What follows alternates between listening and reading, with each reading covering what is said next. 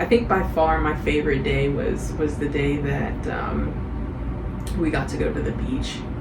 That was really fun. Mark and Marina, which is our friends in Portugal, in Lisbon, they took us out to the beach, and my God, it was beautiful. There's surfers there, which is really cool. I guess some years back there was a big storm that came through with like these ginormous waves, and there's a gentleman that was able to surf one of the highest waves, and he actually still holds the record for surfing and surviving the highest wave. I'm gonna have to look up and see how tall it was, and if it was a world record. It might be. I think it might be. But he said, Mark said, because one of the days we were there, it was supposed to rain, storm, and they were expecting high waves, and they said that the surfers will come out on those days and try to beat the record of the highest wave surfed. So I would love to be witness. I'm not gonna surf. I don't think my body at this age would allow me to do that. I don't know. I might give it a try. I might do some baby surfing on the calm, slow days, but the biggest wave ever is not ever going to have my name attached to it. The desserts, the pastries.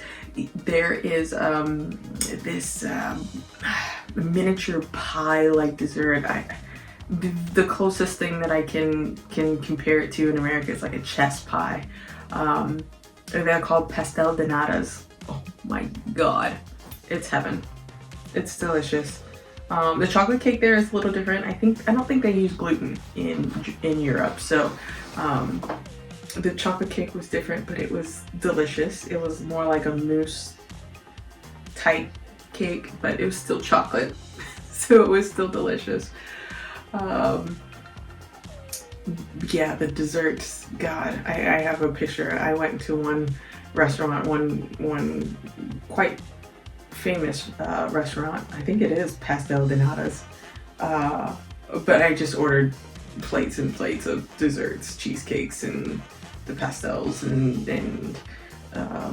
different pastries. It was, oh God, the food alone. Just go try it. It's amazing.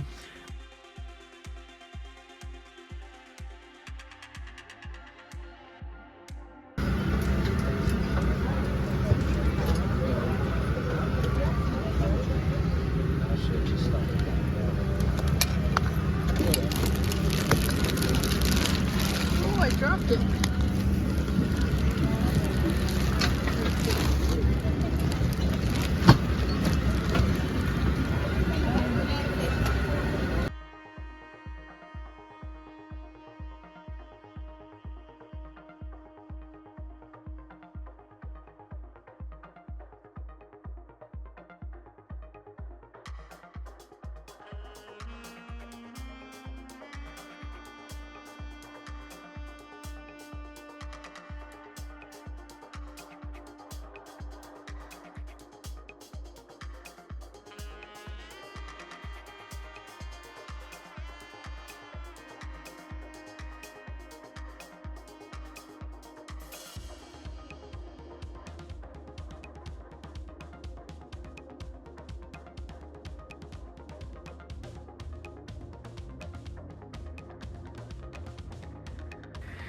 I am back in Cincinnati, Ohio. Yay. Europe was amazing. Beyond amazing. I've never been to Europe before. That was the first of many more trips to come, because I cannot wait to get back. And there's so much more to see. I mean, Portugal is just such a small portion of all that they have to offer. I will give a little secret away that I am going back to Europe later this year for my birthday. So I'll let you ponder what part of Europe you think I might be going to. I bet you cannot guess, unless you know me, because I've talked about it emphatically here recently. So But before we get into a recap of Portugal and the trip, I would be remiss not to start off by saying, by remembering the 67 souls that were lost in the collision between the American Airlines flight and the Black Hawk Army helicopter. That is a tragedy. That is something that nobody ever wants to see, hopes to happen. It doesn't matter where you are, what part of the world. It's just sad.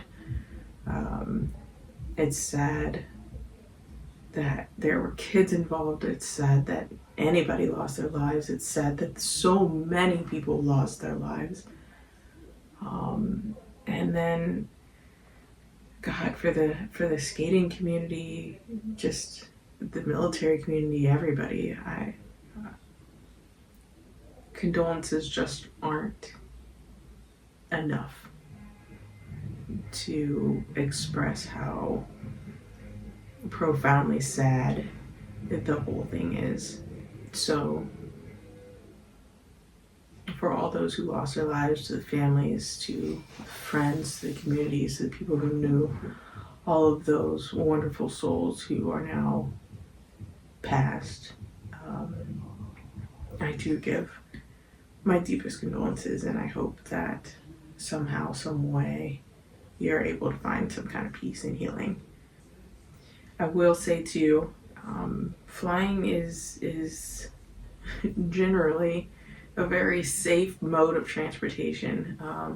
So I hope that the crash doesn't deter anyone from traveling, from flying. There is just a wonderful sense of peace that does come with flying. I've always said I love the moment when the sky becomes the sea. And if you've never flown, it's something to see. It's a beautiful, wonderful experience, and it's my favorite part of flying. When you get so high in the air that the clouds become the ground and you can see across miles, and especially at night, because I'm a lights person, I love lights. So just the twinkling of the lights when you travel at night and you see all these cities, and you just wonder, what everybody's doing down on the ground below you. So back to Portugal. It was amazing. A lot of things learned. There are definitely some differences. The food over there is beyond amazing. It's beyond healthy. TMI, I'm sure it's TMI. I have grown up, I have a long history of having GI issues. Let me tell you, it sucks. I did not have any while I was over in Europe eating the food over there, which it's amazing. It's so delicious. And I mean, it's not anything that is tragically different from, not tragically, that is significantly different from what we eat in America. I mean, I had steak, I had burgers, I had chicken, I had rice and broccoli and just all the things that I eat here. It's just that it was all fresh. I mean, I think in Europe they have laws that you have to buy all of your ingredients, all of your products from local farms and local ranchers, if that's what they're called in Europe, I'm not sure, but everything has to be within a certain mile radius of the purchase point or the city that you live in or are selling or consuming these products in. So everything was fresh. Let me tell you, fresh squeezed orange juice is by far my most favorite thing to drink. Oh my gosh, the difference in taste is unremarkable. It's amazing. You have to try it. You have to try it. And you can try it here. I mean, if you have a juicer, you get some oranges and juice it yourself. If you love orange juice, you have to try it. It's amazing. So when I got back home, the first meal I ate, instant stomachache, instant right back to GI problems. It was crazy. That alone made me want to stay in Europe. But it was just, all in all, it was beautiful. For the most part, everybody spoke English there, so it wasn't really too hard to navigate around and to communicate with people. A vast majority of people spoke English, especially in the very tourist areas and in the city of Lisbon. We have some friends that live in Portugal, so they were kind enough to take us around 2 of the days. But that was to non-touristy spots. We went into Portugal, where the different parts of town where most residents live. There's a lot of city life there, which has a lot of the comforts of home. It feels like home. There's, the ambulances, the bomberos, the firefighters that were around, which I was excited to find a firehouse, only to find that it was volunteer. Lisbon Fire Department in Portugal is all volunteer with the exception of one station, which I found that to be very interesting. For it to be such a populated city and have their firefighters be volunteer, which kudos to every volunteer firefighter. I don't know that I could do it. That is a level of firefighting, because I'm a firefighter here in Cincinnati, but it's a major metropolitan city. I have all of the backup and assistance that I need if we have a fire. There's easily 80 people on scene. But some of these volunteer agencies, man, you could be by yourself for a long time. It could be a while before you get help there, and trying to do a lot of the things that they're capable of doing on your own or with limited staff or limited amount of people. I give you all the props and all the kudos, because that's some serious real firefighting there. So that was really cool to see. I'm mad I didn't have any of my patches with me. I need to make sure that I keep those so I can hand those out and give them to people, or different fire stations when I go visit the different parts of the world that I go see. But everyone is nice there. Everyone is nice. And it doesn't matter who you are, race, creed, gender, sexual orientation. It didn't matter. Nobody cares over there. Nobody cares. It's not like it's a thing that everybody just, chooses to support. It's just not a thing. Everyone just goes about their life and they're happy and they're nice and they're kind and they're not thinking about anything but what they have going on in their immediate circle.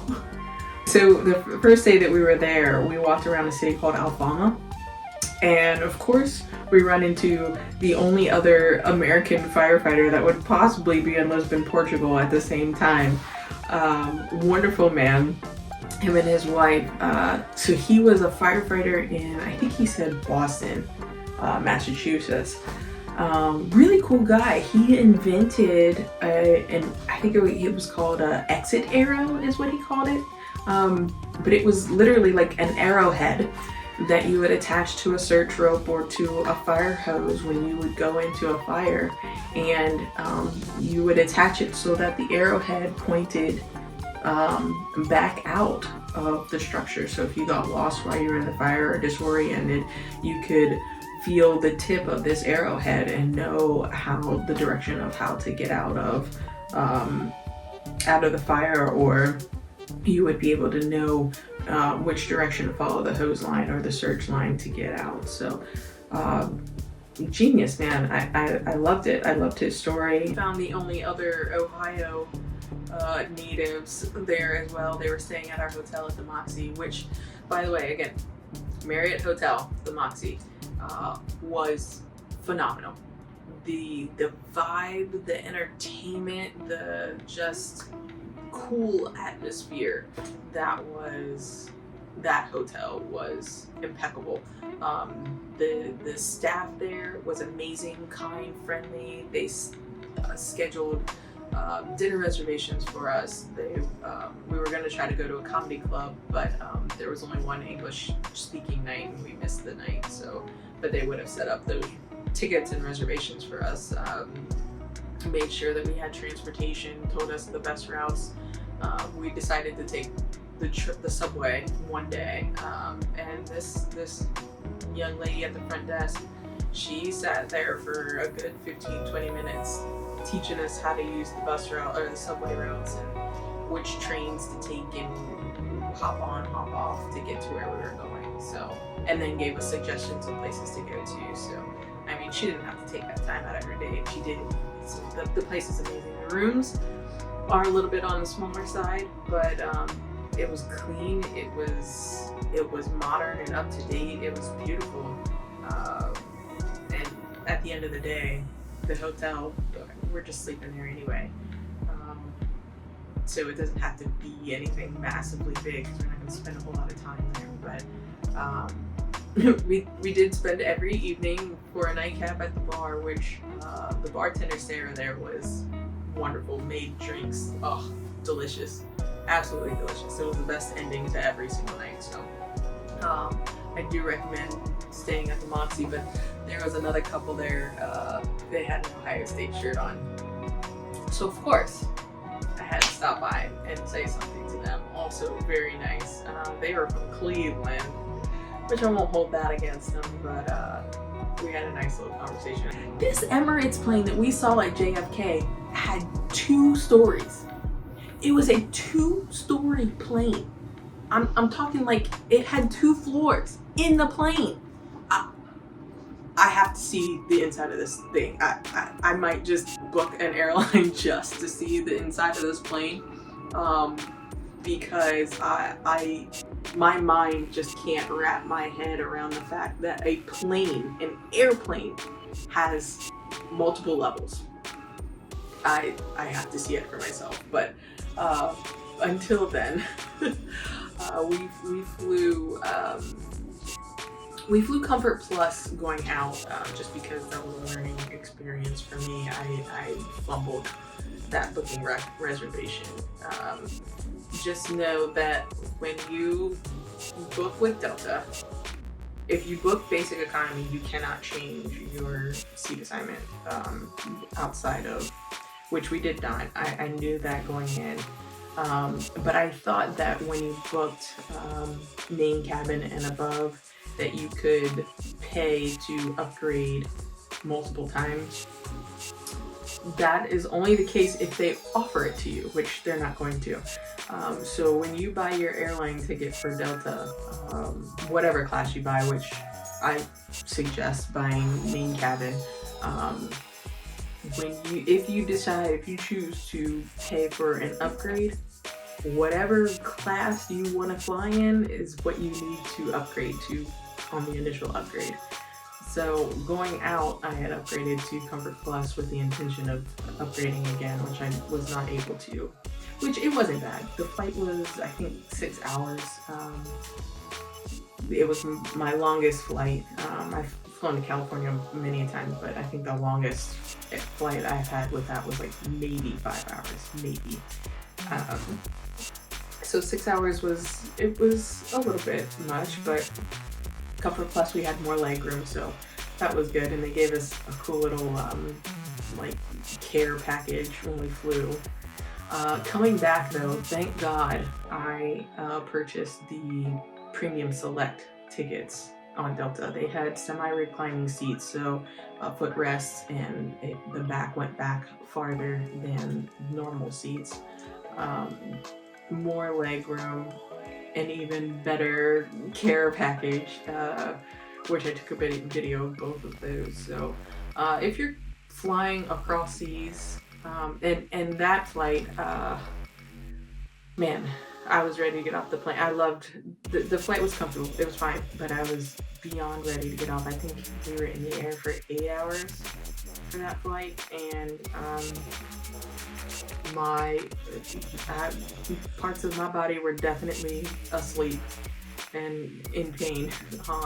The seats are comfortable, but sitting for 8 hours was a bit much. So I think moving forward, I'm going to try my very best to get up to Delta 1, which is a full flat bed basically.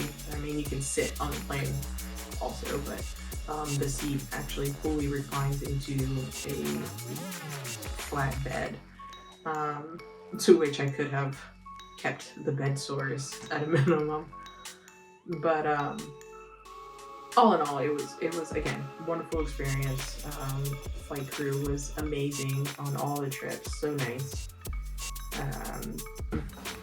But definitely, if you are able to purchase those other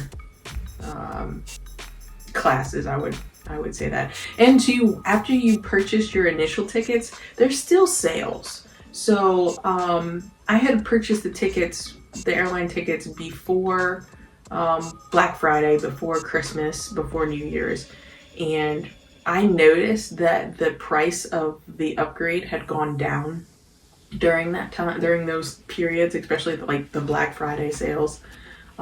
So if you're flying, if you are able to purchase your ticket before those deals go, and then every day or every once a week go back and check the airline, you probably be able to catch a sale that happens, and you can upgrade for cheaper than what it would be if you just did it outright. So it's a nice little travel hack for you. I'll try to give you as many of those along the way as I can. I do have a budget travel book out that could help as well. But I do want to say I'm not an expert. I'm just somebody who likes to travel and likes to see new places and likes to have adventures. I think life should be as fun and enjoyable as possible. So anything that I say is just my own opinion, my own suggestions, my own trials and errors, if you will. It's not law. I don't have a degree in this. I'm not a professional travel agent, so don't come suing me if, I don't know, something doesn't work, because I don't have any money to give you anyway, so it would be fruitless. But I think that traveling is amazing, and I think that everybody should have an opportunity to see the world, and if I can help in any way possible to help you get to see the world too, then that's what I'm gonna do. Alright. I have a friend who is opening up her own mobile wine bar. So I'm gonna go check her out, and yeah, I think she called it Wolfpack. Might have to come back on here and say it again, but Wolfpack Drinks, Wolfpack Bar, Wolfpack Spirits. I think it's Wolfpack Spirits. Anyway, if you're in Cincinnati, Ohio, check her out. Give her a taste, give her a try, and I can probably assure you that you won't be let down. All right, until next time.